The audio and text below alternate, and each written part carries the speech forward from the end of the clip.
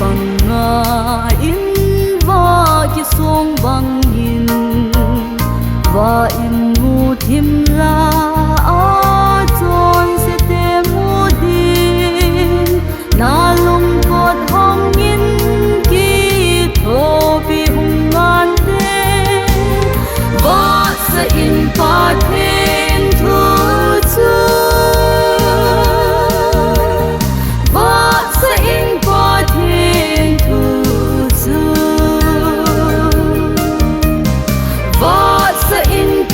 thêm thu chu na thâu mây a vợ lại xin kỳ thế nghiêm minh vợ sẽ in và thêm thu chu ôm si sa bằng in mi tâm ta ta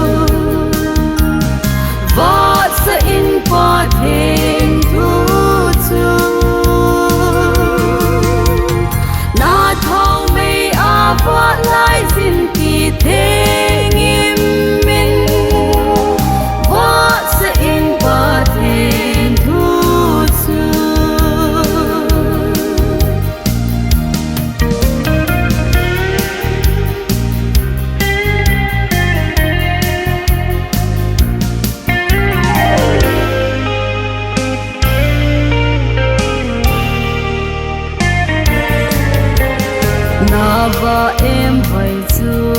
lô vô cùng lâu dên na vợ chú mi tê mu thấy điên quay sáng in zal và in gian mu tim phát thấy na chân đi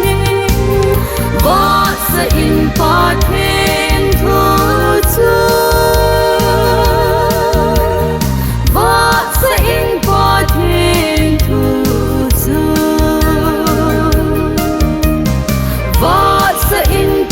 thêm thu chu na thâu mây a vợ lại xin kỳ thế nghiêm minh vợ sẽ in và thêm thu chu na hin phố bề ca in Christa din tông in